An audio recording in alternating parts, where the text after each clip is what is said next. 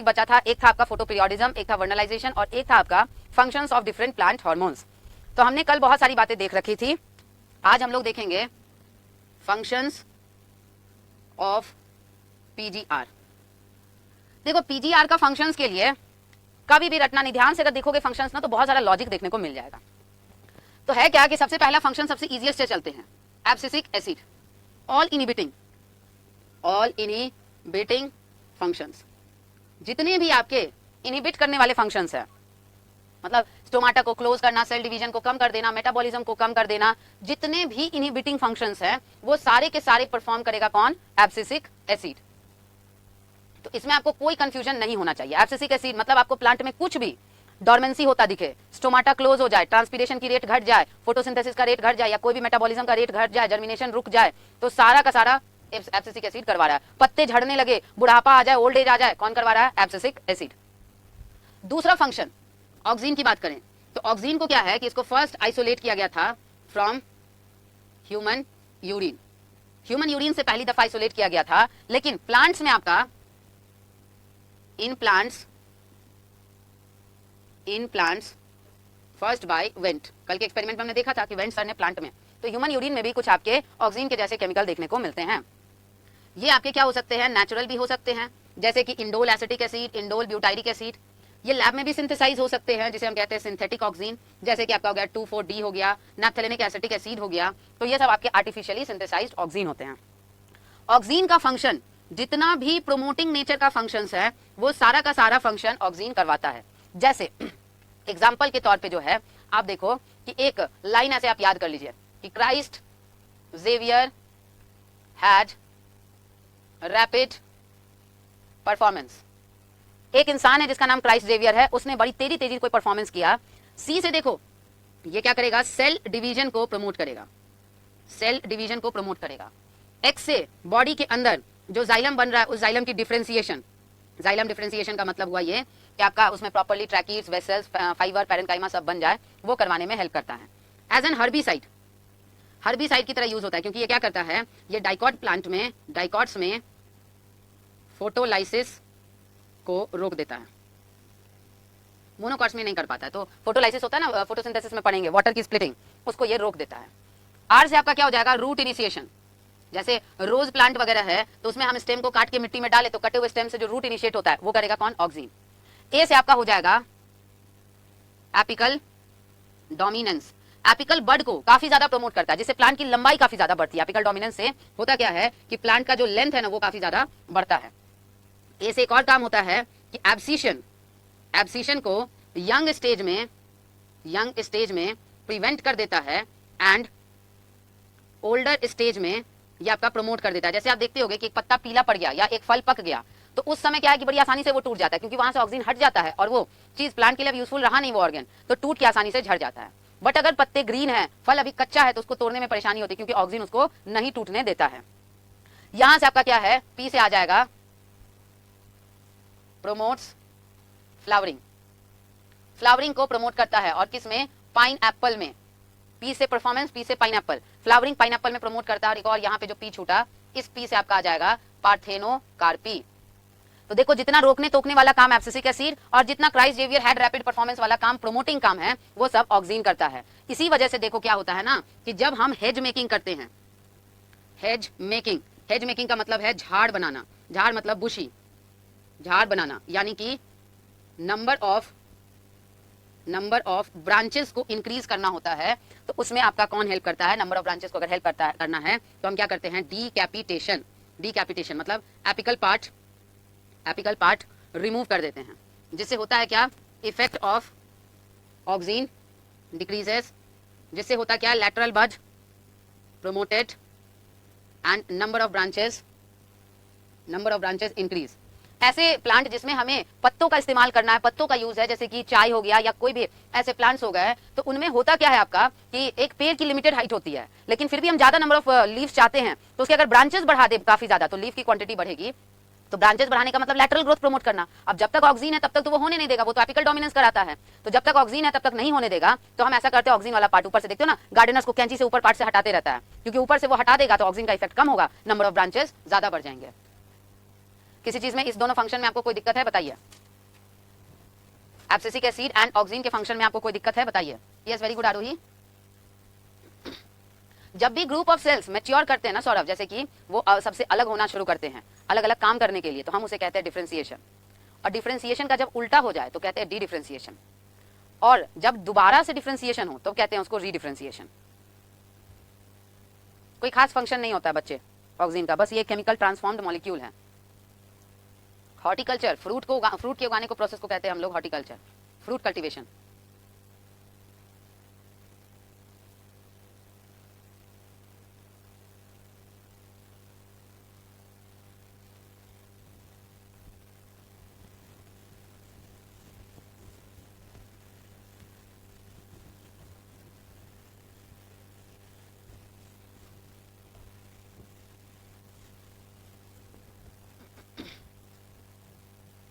Diphenhoxyacetic acid, 2,4-D is diphenhoxyacetic acid.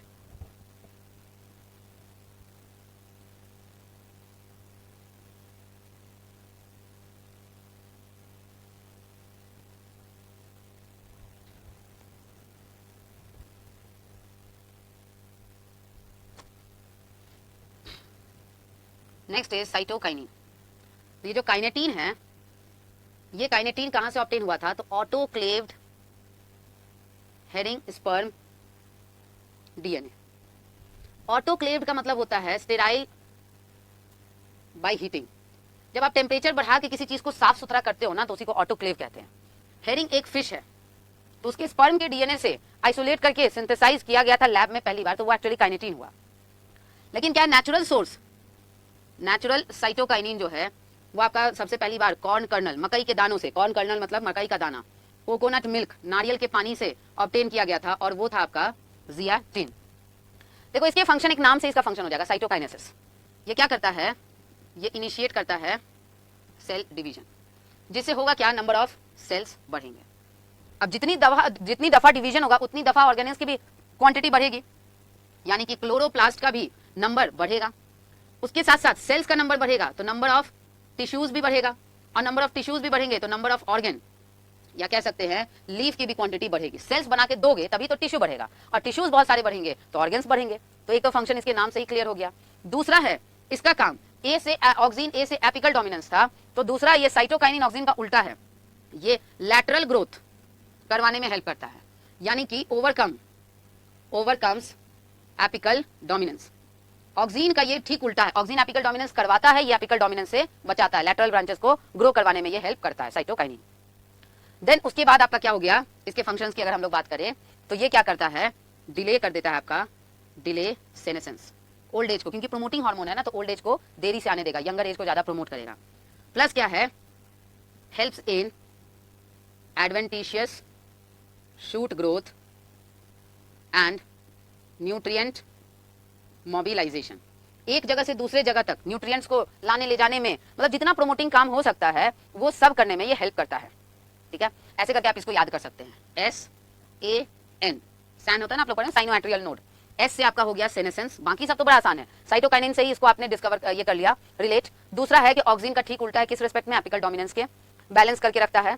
दूसरा ए से आप देख लो एडवेंटिशियस शूट ग्रोथ, और एन से आप ले लीजिए न्यूट्रिएंट मोबिलाइजेशन। ये तीन आपका सैन से याद कर लो, कुछ भी राह चलते ट्रिक बन सकता है, लेकिन अवॉइड करना, अगर क्लासिकली याद कर सको तो ज्यादा अच्छा है, वरना डबल मेहनत हो जाएगा। गलती से कहीं एग्जामिनेशन हॉल में ट्रिक भूल गए तो अफसोस ज्यादा होगा। फोर्थ है हमारा जिब्रेलिन। जिब्रेलिन आपका एक एसिडिक नेचर का होता है, और इसका Ga3 gibberellic acid third type का है, सबसे मोस्ट कॉमन। इसका फंक्शन के लिए ट्रिक हमेशा याद रखना, ट्रिक ये है कि ये पैसा कमाने में, अर्निंग में, रुपी अर्न करने में काफी ज्यादा हेल्प करता है। और प्लस जो कॉम्प्लान है ना, behaves like promises made by Complan ad. Complan के एड में जो झूठे वादे किए जाते हैं ना कि शरीर की लंबाई बढ़ाएंगे, वो ये सही मायने में कर देता है। अब देखो कैसे करेगा। कॉम्प्लान की तरह ये काम क्या करता है? लेंथ या फिर फ्रूट वगैरह के शेप को क्या कर देता है? बढ़ा देता है। कभी कभी आप देखोगे कि बड़े बड़े साइज के गुआवा मिलते हैं मार्केट में, या बहुत बड़े साइज का आम वगैरह मिलता है, या बहुत लंबे साइज का शुगर केन, तो लंबाई वगैरह बढ़ाने में, कॉम्प्लान के ऐड के वादा को पूरा करने में कौन हेल्प करता है? जिब्रेलिन। पैसे कैसे कैसे ज्यादा अर्न किए जा सकते हैं? देखो, अगर क्या है कि हम किसी प्लांट को अपने खेत पे लंबे समय तक रखें तो उससे फल हम लंबे समय तक ऑब्टेन करेंगे, और फल जब लंबे समय तक ऑब्टेन करेंगे तो लंबे समय तक बेचेंगे और पैसे की इनकम ज्यादा होगी। तो यहाँ क्या करता है हासेंस, हासेंस का मतलब होता है अर्ली, जल्दी जो है वो मैच्योरिटी ला देता है कि भाई किसी प्लान का 10th ईयर में मैच्योरिटी आता 8th ईयर में ला दो। अब जल्दी का मतलब ये नहीं है तो 10 साल मैच्योरिटी आता है तो 6 महीना में इसको मैच्योर कर दो, नहीं, साल 1.5 साल आपका कम ज्यादा हो सकता है। प्लस क्या कर देता है डिलेज सेनेसेंस। तो अब मान लो कि ओल्ड एज आ रहा था 50 साल में किसी प्लांट का और मैच्योरिटी 10 साल में, तो 10 से 50 40 साल तक हम फल ऑब्टेन करते हैं। लेकिन मान लो कि हम जल्दी मैच्योरिटी ला दिए 8वें साल में और सेनेसेंस 55वें साल में आया, तो जहां पहले 40 साल तक फल का उपयोग करते थे अब हम लोग तकरीबन 47 ईयर्स तक उपयोग करेंगे। तो बताइए पैसे की कमाई ज्यादा होगी कि नहीं होगी। दूसरी बात आप देखो कैसे कमाई हो सकता है कि करता क्या है कि जिब्रेलिन जो है अल्फा अमाइलेज की एक्टिविटी को बढ़ा देता है, जिससे स्टार्च तेजी से आपका ग्लूकोज में चेंज होता है और इस ग्लूकोज पे फर्मेंटेशन ज्यादा होगा। फर्मेंटेशन को ही हम लोग दूसरे शब्द में कहते हैं माल्टिंग या ब्रीविंग। तो ज्यादा से ज्यादा आपको क्या होगा अल्कोहल ऑब्टेन होगा और अल्कोहल ज्यादा होगा, मार्केट में सेल ज्यादा होगा तो इनकम ज्यादा होगी। नेक्स्ट ये काम कैसे करता है, नेक्स्ट ये रुपीज अर्निंग करने में हेल्प कैसे करता है, लेंथ प्लस शेप को काफी ज्यादा इंप्रूव कर देता है, जिससे क्या है कि उस प्रोडक्ट की सेलिंग ज्यादा हो जाती है और अर्निंग क्या होता है ज्यादा। अब जैसे मान लो कि नहीं में हम अमरूद खाते हैं लेकिन अचानक से आप देखो कि वाटरमेलन के साइज का अमरूद बिक रहा है तो क्यूरियोसिटी से भी हम खरीद लेंगे और खरीद लेंगे तो सामने वाले पार्टी की कमाई हो जाएगी। नेक्स्ट काम क्या करता है कि ये करवा देता है बोल्टिंग। बोल्टिंग कहने का मतलब है internode elongation. Internode elongation prior का मतलब है before, prior to flowering, flowering से पहले in plants with rosette habit. Rosette habit cabbage याद कर लो, गुलाब में जैसे लेयर बाय लेयर रहता है ना पेटल्स, वैसे ही गुलाब की तरह रोज लाइक रोजेट मतलब लेयर बाय लेयर पत्ते होंगे तो उसको हम कहते हैं रोजेट हैबिट। अब ये कैसे, मान लो कैसे इंटरनोड की लंबाई बढ़ा दी काफी ज्यादा, पहले इतना था, इंटरनोड काफी लंबा हुआ तो फ्लावर्स की जो अरेंजमेंट है अच्छे से होगी। जगह जितना ज्यादा स्पेस जितना ज्यादा रखोगे उतना ज्यादा आपका क्या है फ्लावर्स अच्छे से अरेंज होंगे। अब फ्लावर्स अच्छे से अरेंज होंगे तो गैमेट ज्यादा अच्छे से बनेगा, गैमेट ज्यादा अच्छे से बनेगा तो फर्टिलाइजेशन अच्छे से तो प्रोजेनी अच्छे से। अब जब प्रोजेनी अच्छे से होगा सीड फ्रूट अच्छे से बनेगा तो मार्केट में बिकेगा तो पैसे की कमाई होगी। ये फंक्शन हो गए जिब्रेलिन के। बताइए इन दोनों फंक्शन में कोई दुख है, तकलीफ है?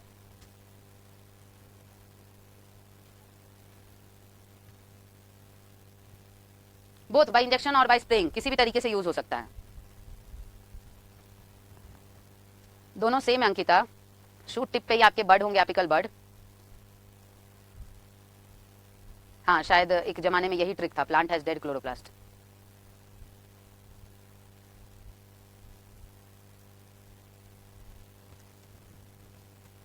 सभी लोग बताओ मुझे किस किस ने होमवर्क कंप्लीट किया पिछले वीक किया और किस किस ने नहीं किया, फटाफट बताइए। मुझे अपडेट मिलेगा तभी हम आपको नेक्स्ट टारगेट दे पाएंगे और नेक्स्ट टारगेट देंगे और उसको आप फिर पूरा करेंगे तभी आपका नंबर नीट में बढ़ेगा और नीट में बढ़ेगा तभी आप डॉक्टर बनोगे और तभी आप जब डॉक्टर बनोगे तभी आप हमारा इलाज करोगे, हम सबका इलाज करोगे, देश का भला करोगे।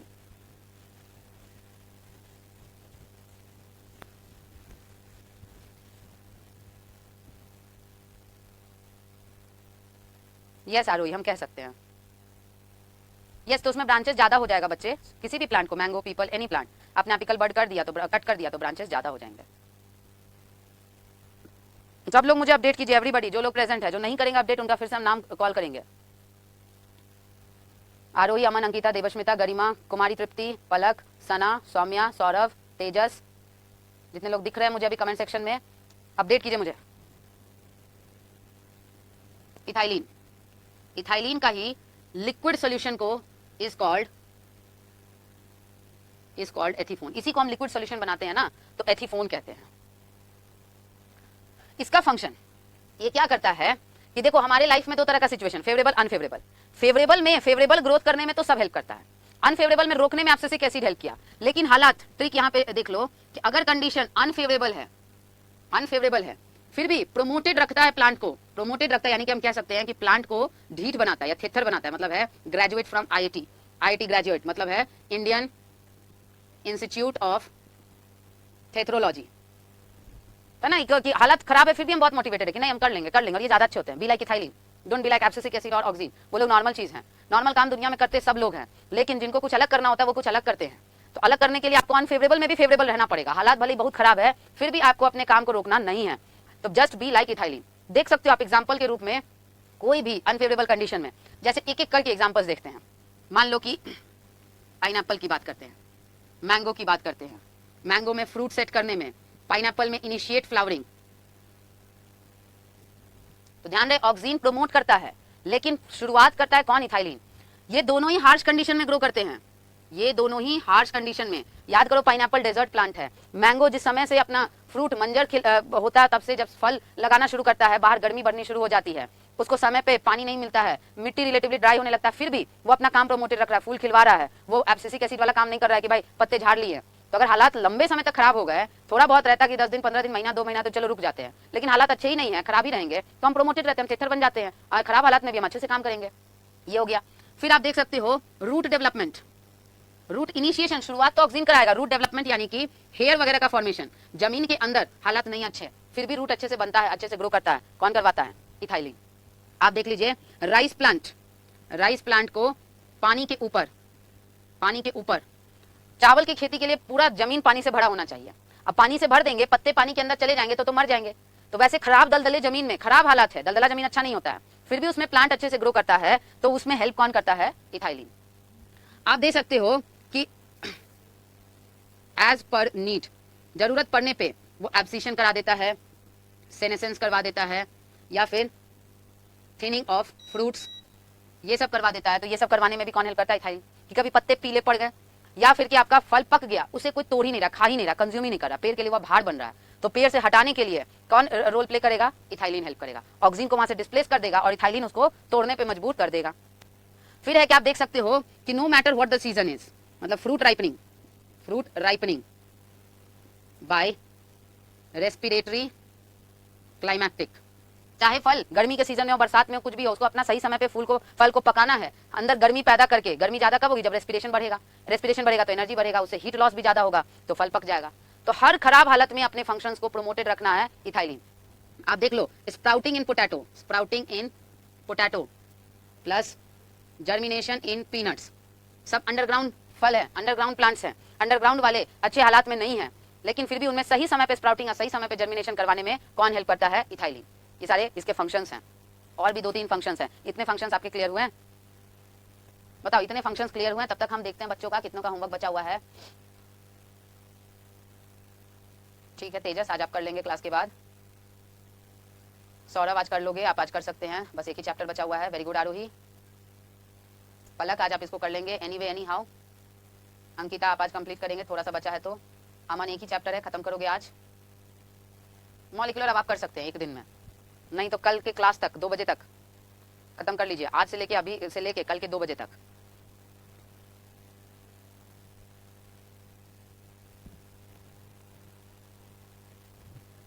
और देखो क्या करता है ये, promotes female flower in cucumber. Cucumber अति गर्मियों का सब्जी है, और उसमें फीमेल फ्लावर बढ़ा के, फीमेल फ्लावर बढ़ेगा तो फीमेल गैमेट क्या होगा? बढ़ेगा। और फीमेल गैमेट बढ़ेगा तो मेल गैमेट तो ऑलरेडी ज्यादा है, तो ज्यादा नंबर ऑफ फर्टिलाइजेशन होगा, जाइगोट ज्यादा बनेंगे, तो प्रोडक्टिविटी अल्टीमेटली क्या होगा? हाई होगा। इसके साथ साथ क्या होता है? Swelling of axis plus apical hook formation plus क्या है? Horizontal growth of seedling. ये सब काम करने में भी इथाइलिन हेल्प करता है। सिंक्रोनाइजिंग मतलब सही समय पर।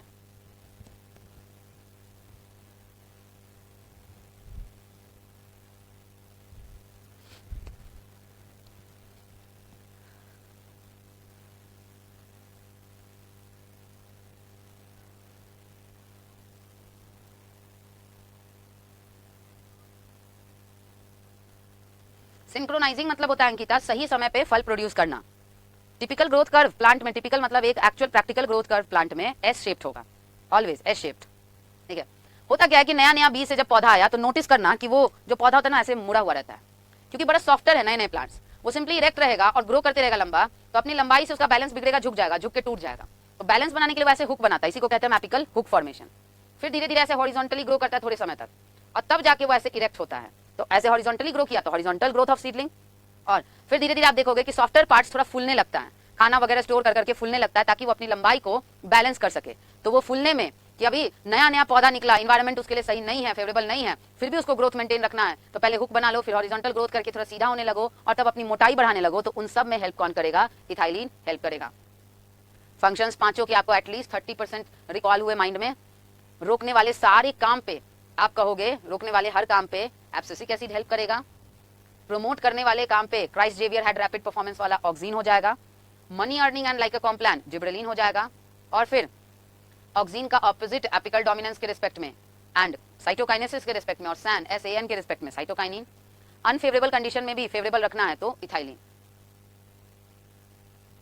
यस, बिल्कुल यूज कर सकते हैं एज पर नीड। मार्केट में हर हार्मोन के प्रिपरेशंस अवेलेबल हैं।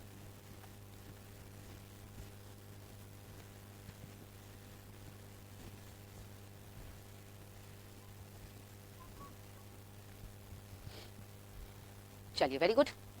देख लेते हैं हम लोग photo periodism, second last topic.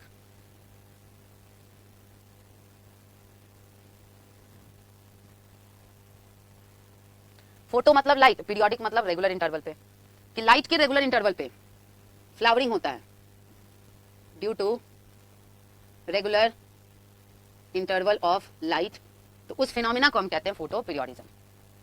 इसमें प्लांट तीन तरह के होते हैं।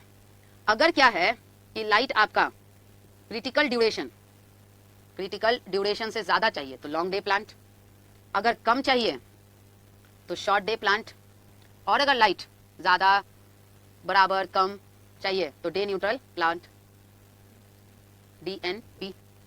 तो फ्लावरिंग करने के लिए किसी प्लांट को अगर ज्यादा लाइट चाहिए लॉन्ग डे प्लांट, क्रिटिकल हुआ कम से कम उतना लाइट जितने पे वो फोटोसिंथेसिस करके अपने लिए खाना बना के खुद को जिंदा रख सकता है, तो दैट इज क्रिटिकल।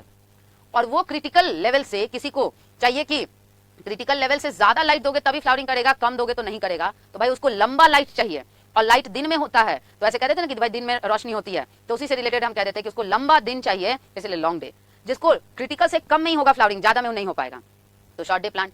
किसी को कितना भी दे दो, टमाटर वगैरह, उसको आप कितना भी दे दीजिए, कम ज्यादा, वो सब में जो है फ्लावरिंग कर लेगा, तो भाई वो नेट न्यूट्रल है, तो हम उसे कहेंगे डे न्यूट्रल प्लांट। होता क्या है कि एक पिगमेंट होता है जिसके दो फॉर्म होते हैं, एक फॉर्म होता है PR और एक होता है PFR। R से रेड, P हो गया आपका, P हो गया फाइटोक्रोम, R से हो गया रेड, और FR से हो गया फार रेड, मतलब रेड वेवलेंथ से ज्यादा। तो क्या होता है कि रेड लाइट पड़ता है, इस पे रेड लाइट पड़ता है तो वो एक्टिवेट हो जाता है, एंड फार रेड पड़ता है तो वो इनएक्टिवेट। तो ये आपका इनएक्टिव फॉर्म है, और ये क्या होता है, एक्टिव फॉर्म होता है। और ये फाउंड होता है सिर्फ फाउंड इन लीफ। हमेशा ध्यान में रखना कि लीफ ही है जो सारे लाइट को सेंस करेगा। लीफ के पास क्लोरोफिल भी है, कैरोटिनॉइड्स भी है, आपका फाइटोक्रोम भी है, लीफ के अलावा कुछ नहीं। अगर डिफोलिएट करते हैं, प्लांट से पत्तों को हटाते हैं, तो फोटोसिंथेसिस तो रुकेगा, ये फिनोमिना भी रुक जाएगा, कभी फूल नहीं खिलेगा। तो फूल का खिलना is directly proportional to leaf. अगर लीफ हटा दोगे तो कभी जन्म में, किसी जन्म में फूल उस पर नहीं खिलेगा। तो यहाँ पे देखिए होता क्या है कि लाइट आया, लाइट पड़ा लीफ पे, ये आपका मान लेते हैं ये है लीफ, इस लीफ पे PR को एक्टिवेट कर दिया, किसमें, PFR में। ये PFR जो है वो आपका दौड़ के पहुंचा कहां, शूट एपिकल मेरिस्टम। इसको चेंज कर दिया, चेंजेस टू फ्लोरल मेरिस्टम, और तब जाके क्या है कि आपका फ्लावरिंग का फिनोमिना हो जाता है। तो देखो होता क्या है कि इस लाइट को डायरेक्टली ये नहीं सेंस कर सकता, काम यही कर रहा है, लेकिन लाइट अगर इस पे पड़ेगा तो इसको कुछ समझ में नहीं आएगा। तो कुछ नहीं समझ में आएगा तो कैसे समझा जाए, तो फिर क्या है, इनडायरेक्टली एक मिडिल मैन, मीडिएटर आता है, फाइटोक्रोम, कि उसके पास लाइट को फील करने की कैपेसिटी है, फील करके अब इसका पहचान इससे भी है, इसका पहचान इससे भी, लाइट को महसूस किया और महसूस करके इन्फॉर्मेशन इसको पहुंचा दिया और ये करवा दिया फ्लावरिंग। ये आपको photo periodism is seen in all flowering plants. सभी फ्लावरिंग प्लांट्स में फोटो पीरियोडिज्म दिखेंगे। जो भी फूल खिलेगा, चाहे वो लाइट के ड्यूरेशन से प्रभावित हो ना हो, लाइट कम से कम चाहिए, कम ज्यादा कुछ भी, लेकिन थोड़ा लाइट होना चाहिए। ऐसा नहीं कि डे न्यूट्रल को बोलना मैम अंधेरा में छोड़ देते हैं रात में तो फ्लावरिंग करेगा, नहीं। रात में भी जो प्लांट फ्लावर करते हैं ना, दिन भर लाइट को एब्जॉर्ब किए होते हैं, तब वो काम होता है, और दिन भर एब्जॉर्ब करते करते करते करते उसका फाइटोक्रोम रात में एक्टिवेट होता है, इसलिए वो रात में फ्लावरिंग करता है। तो लाइट चाहिए, कम ज्यादा कुछ भी हो, तो ये चाहिए ही तभी फ्लावरिंग होगा। तो हम ऐसे फिनोमिना को फोटो पीरियोडिज्म कहते हैं। बताइए, फोटो पीरियोडिज्म में कोई बात है जो आपके समझ में नहीं आया?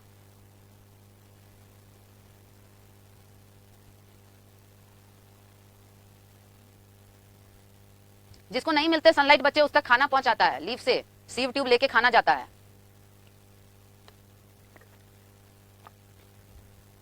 जैसे हमारे घर में सब लोग थोड़ी खाना बना पाते हैं, घर में कोई एक आदमी खाना बनाता है, अब मम्मी खाना बनाती है तो सब तक कैसे जाता है, ट्रांसपोर्ट होके।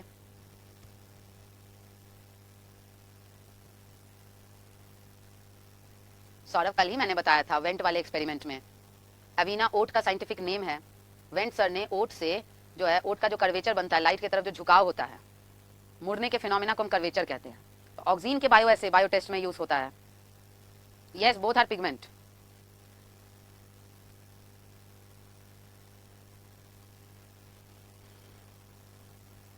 कम से कम उतना लाइट जितने पे फोटोसिंथेसिस करे, वो है critical duration.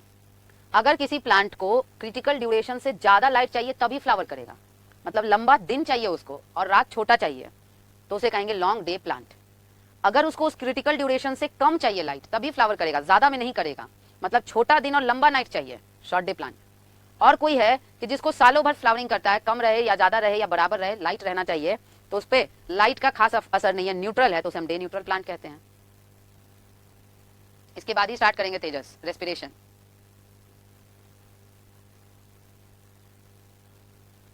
Florigen and phytochrome दोनों कराता है। फ्लोरिजन हार्मोन है, हाइपोथेटिकल हार्मोन है, hypothetical hormone florigen plus phytochrome helps in flowering. Not important, examples बिल्कुल भी इंपॉर्टेंट नहीं है। Long day, short day, day neutral. Saurabh, Palak, आप सभी का गरिमा, डाउट्स क्लियर हुआ आपके? नहीं, फोटोसिंथेसिस तो यूनिवर्सल फिनोमेना है पलक। ये जो हमसे पूछ देगा ना कि भैया क्रिटिकल ड्यूरेशन मतलब आप क्या समझते हो, तो कहना कि मिनिमम उतना लाइट जो उसको सर्वाइवल में हेल्प करे। फोटोसिंथेसिस तो हमेशा चलेगा, उसको इससे कोई लेना देना नहीं है, उसके लिए अलग पिगमेंट है, अलग अपना ऑर्गन है। लेकिन एक कैलकुलेशन रिलेटिव बोला कि आपको मान लो कि 100 कैलोरी के अराउंड जो है लाइट एनर्जी चाहिए, जितना पे वो कम से कम जिंदा रह सके, तो कोई प्लांट जो आपका 100 कैलोरी से ज्यादा में जाके रिस्पॉन्ड करना शुरू करेगा फ्लावरिंग के लिए, तो लॉन्ग डे, कम में करेगा तो शॉर्ट डे। फोटोसिंथेसिस तो साइमल्टेनियसली चल रहा है, कंपैरिजन कह रहा है कि इतना दे दो तुलना में, जैसे कहते हैं ना कि भाई कितना जो है सो आपको कोई चीज चाहिए, तो हाँ भाई उसके हिसाब से आप जो है दे दीजिए कि चावल लिए कितना दाल चाहिए, तो देख लो भाई चावल कितना, उस हिसाब से दाल दे दो। तो वैसे ही कितना चाहिए कम से कम फोटोसिंथेसिस करने के लिए, उसके तुलना में अगर आपको ज्यादा लाइट देना पड़े तब फ्लावरिंग हो तो लॉन्ग डे, कम देना पड़े तो शॉर्ट डे। समझ में आया पलक? ये तो अभी जस्ट हम बताएं अंकिता कि प्लांट में जो फ्लावरिंग है वो सिर्फ लाइट और डार्क पे नहीं डिपेंड करता, उनके ड्यूरेशन पे ही।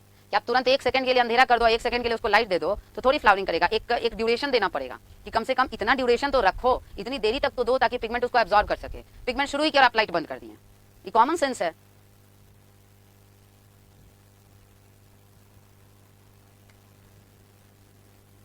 अब आप ही के सामने खाना रख दे प्लेट में ले जाके और तुरंत हटा दे, तो इससे थोड़ी होता है। खाना देने और हटाने से थोड़ी आपका भूख दूर होगा।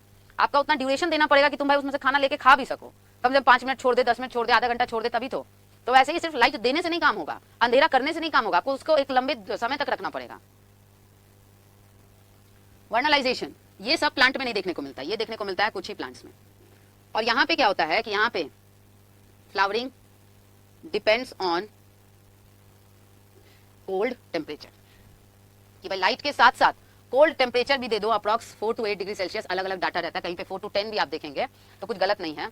थोड़ा सा ठंडा, जैसे हम लोग के स्टेट में जब बहुत ज्यादा ठंडा होता है ना, तो वैसा ठंडा वाला मौसम चाहिए, तभी आप ये शो करेगा। इसमें क्या होता है कि आपका जो कोल्ड टेम्परेचर है ना, कोल्ड टेम्परेचर ये पड़ता है आपका वर्नलिन नाम के पिगमेंट, वर्नलिन नाम के केमिकल पे। वर्नलिन ये आपका प्रेजेंट होता है, प्रेजेंट इन मेरिस्टम्स। ये वर्नलिन दौड़ के जाता है, ये एक्टिवेट होता है और एक्टिवेट होके पहुंचता है शूट एपिकल मेरिस्टम पे, इसको चेंज कर देता है फ्लोरल मेरिस्टम में, और तब जाके जो है ये कॉज करवा देता है फ्लावरिंग। जब ऐसा कंडीशन हो तब हम उस फिनोमेना को कहते हैं वर्नलाइजेशन।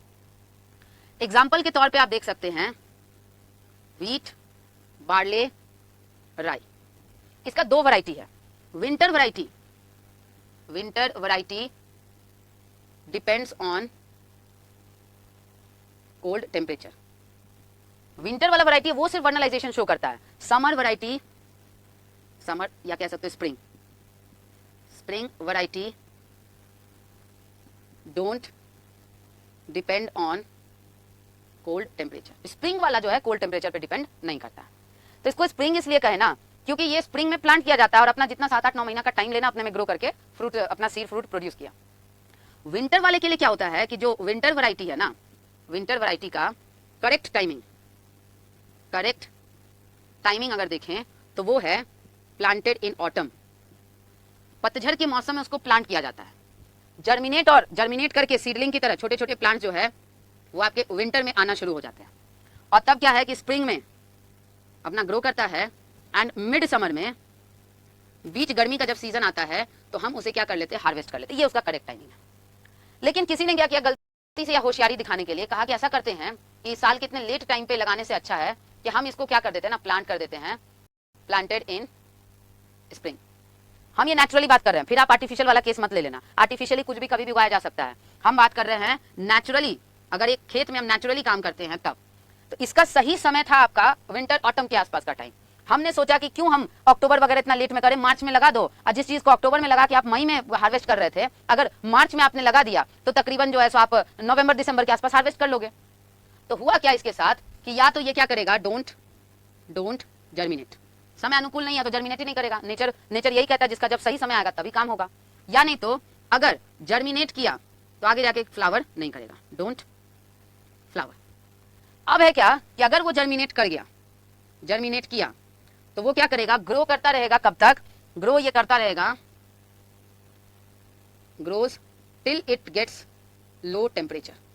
तब तक ये ग्रो करता रहेगा ना, जब तक कि इसको लो टेम्परेचर ना मिले। और वो लो टेम्परेचर जो है, इसको अप्रोक्सीमेट क्या है, मान लो कि नवंबर दिसंबर के आसपास मिला, तो नवंबर दिसंबर के आसपास लो टेम्परेचर मिल गया तो जाके ये फ्लावरिंग करेगा। और फ्लावरिंग करने के बाद फाइनली इसको भी हम हार्वेस्ट कब कर पाएंगे, तो हार्वेस्ट कर पाएंगे मिड समर में। तो जो प्लांट कोल्ड टेम्परेचर पे डिपेंड कर रहा था, उसको आप उसके अलग टाइम पे अगर प्लांट कर दोगे तो भी वो उतना ही समय तक लेगा जब तक कि उसको लो टेम्परेचर ना मिले। तो जिस होशियारी में थे ना हम लोग कि मार्च में लगा के उसी सेम साल दिसंबर में हार्वेस्ट कर लो, या आप देखो मार्च में लगा के और हार्वेस्ट हम लास्टली मई में ही कर पाए, क्योंकि ये तब तक वेजिटेटिव फेज में ही रहेगा जब तक इसको लो टेम्परेचर ना मिले। तो इसलिए यहाँ पे हम जो कहते हैं ना कि इट प्रिवेंट्स, जो लाइन दिया है एनसीईआरटी में, it prevents precocious reproductive development. Precocious का मतलब होता है असामयिक, जो सही समय है उससे अलग। प्रिकॉशियस रिप्रोडक्टिव डेवलपमेंट को जो है लेट इन ग्रोइंग सीजन, उसका जो अपना ग्रोइंग सीजन है उसके लेट फेज के दौरान, मतलब है during near time of flowering, उसके फ्लावरिंग के टाइम के नजदीक आते आते, मतलब उसका जीवन का काल का थोड़ा लेट टाइम होने लगा ग्रो करते करते, तो उस टाइम के पार्ट को वो असामयिक नहीं आने देता है, डिले कर देता है, जिससे कि इसका होता क्या है कि वेजिटेटिव फेज बढ़ जाता है। और वेजिटेटिव फेज बढ़ जाता है तो सफिशिएंट टाइम मिलता है अच्छे से आराम से मैच्योर करने के लिए। और जब समय अच्छे से मिलेगा मैच्योर करने के लिए, तो ज्यादा अच्छे से नंबर ऑफ सीड्स जो है वो प्रोड्यूस करेगा। यानी कि यहाँ पे टाइम टू मैच्योर ज्यादा मिलेगा, तो यहाँ पे क्वालिटी ऑफ सीड या फ्रूट जो है वो ज्यादा बनेगा अच्छे से। जैसे आप ही को कह दे कि आपके पास सिर्फ 1 महीना है 30 चैप्टर पढ़ने के लिए, तो आप क्या करोगे, जल्दी जल्दी काम करोगे, और जल्दी जल्दी के चक्कर में पढ़ाई होगा लेकिन प्रॉपर्ली अंडरस्टैंडिंग नहीं होगा। बट वही हम कह दे कि आपको जो है 30 चैप्टर पढ़ने के लिए 6 महीना है, तब आप आराम से पढ़ोगे, अच्छे से समझोगे। If you are honest enough, कल पे ना टालो, तो आप आराम से पढ़ेंगे, अच्छे से समझेंगे, अच्छे से समझ के और तब अच्छे से गेन करोगे। तो वही यहाँ पे होता है। इसका मतलब है कि वर्नलाइजेशन का, जिस पौधे में वर्नलाइजेशन देखने को मिलता है, उसका फायदा भी है, नुकसान भी। नुकसान ये है कि बहुत सारे बीज बर्बाद हो जाएंगे, कुछ जो है वो आपका फ्लावर ही नहीं कर पाया, कुछ जर्मिनेट ही नहीं कर पाया। और दूसरा नुकसान ये है कि समय बहुत ज्यादा ले लिया, हम जिस समय को बचाना चाह रहे थे वो बच नहीं पाया। और लेकिन फायदा ये है कि अगर आप इस लॉस को झेल सकते हैं तो जो आपका बच जाएगा ना, वो प्लांट बहुत अच्छे से अच्छा क्वालिटी का सीड प्रोड्यूस करेगा। तो बताओ, वर्नलाइजेशन का एक कॉन्सेप्ट समझ में आया?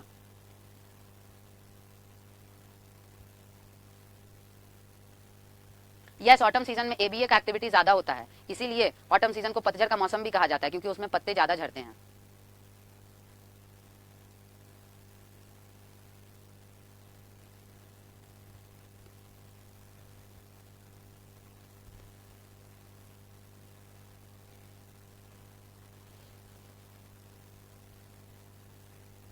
क्लियर बच्चों?